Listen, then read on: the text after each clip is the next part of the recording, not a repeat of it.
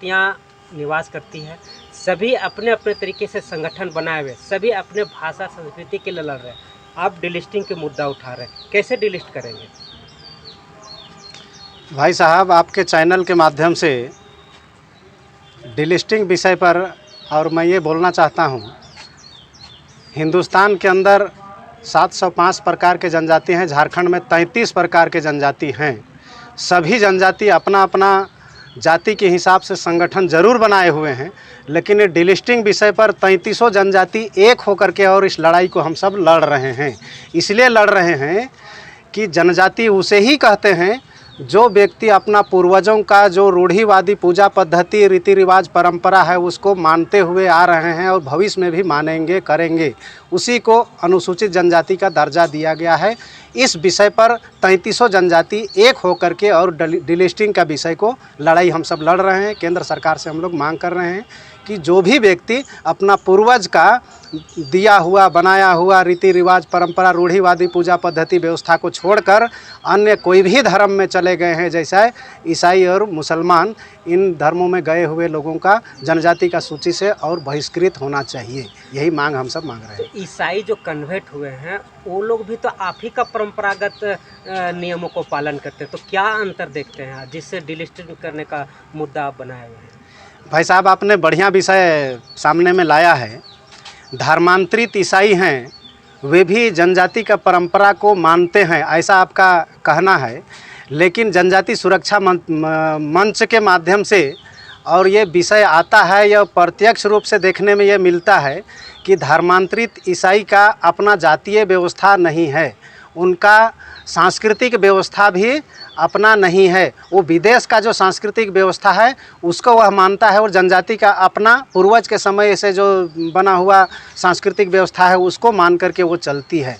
इसलिए वो हमसे अलग हैं। जिस प्रकार हमारी जन्म होती है तो जन्म के दिन हमारे माताएं, आजी दादी लगते हैं, उन लोग आंगन में जुट करके और हमारा नाभि को काट करके अपना आंगन में गाड़ते हैं।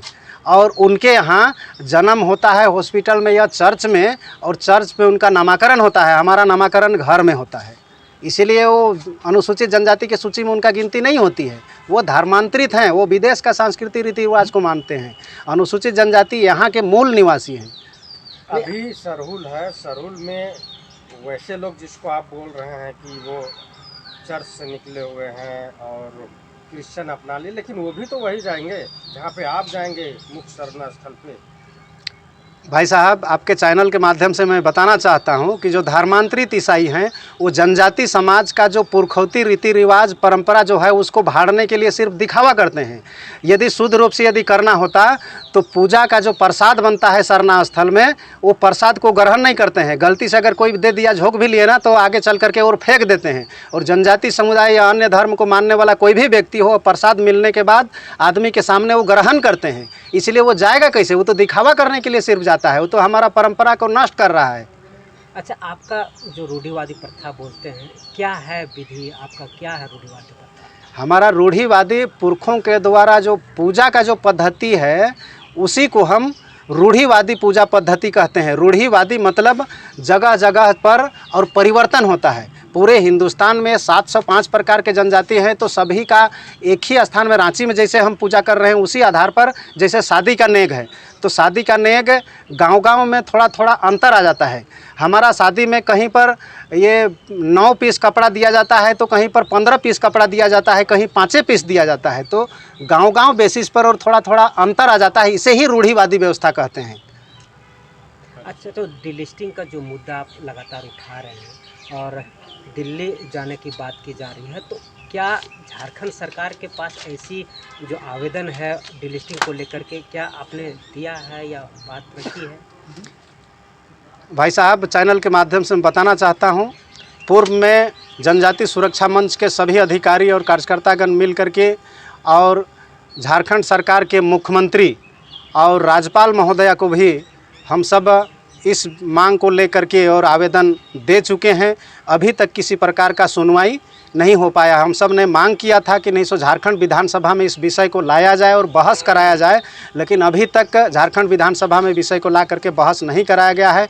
हम सब राज्यपाल महोदय को भी दिए हैं, तो अभी तक सुनवाई नहीं हुआ है। इसीलिए इस मांग को लेकर हम सब दिल्ली जाने वाले हैं। दिल्ली में विधानसभा का चुनाव होने के कारण तत्काल हम लोग नहीं जा पाए। अब आगामी योजना के अनुसार हम लोग दिल्ली जाने वाले हैं और पूरे हिंदुस्तान के और 12 राज्य से हम सब मिल करके जाएंगे। 7 लाख की जनसंख्या में हम सब जाएंगे और दिल्ली के रास्ता को जाम कर करके प्रधानमंत्री और राष्ट्रपति से हम सब मांग करेंगे कि यथाशीघ्र लोकसभा के सत्र में और कार्तिक उरांव जी का जो मांग था उस मांग का बिल को लाया जाए और बहस करा करके और डिलिस्टिंग का कानून बनाया जाए और जितने धर्मांतरित लोग हैं उनको अनुसूचित जनजाति का सूची से बाहर किया जाए। सरकार की ओर से और जनजाति के नाम पर मिलने वाला किसी भी प्रकार का लाभ धर्मांतरित ईसाई और मुसलमान को नहीं मिलना चाहिए। इस मांग को हम लोग रखने वाले हैं। अच्छा, आप जो अभी बात किए कि राज्यपाल जिनको आप दिए थे वही अभी राष्ट्रपति है, यहाँ पे बातें नहीं सुनी। मुख्यमंत्री आपका वही, लेकिन राज्यपाल से राष्ट्रपति बन गई। क्या उम्मीद के साथ जाएंगे और कैसे आप जानेंगे कि यहाँ पे हो जाएगा आपका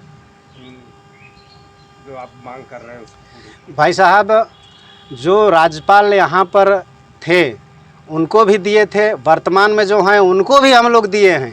इसीलिए आशा पर ही पृथ्वी टिकी हुई है। इस आशा के बदौलत हम सब अपना ताकत को दिखाएंगे। आज के समय में बगैर ताकत का कुछ नहीं मिलता है। हम सब अपने ताकत के बल पर माने हुजूम और भीड़ को दिखा करके ही हम सब पूरा जनजाति समाज का भीड़ को दिखा करके ही अपना मांग को हम लोग पूरा कराने वाले हैं। परिचय। मैं जगन्नाथ भगत, जनजाति सुरक्षा मंच रांची जिला के संयोजक।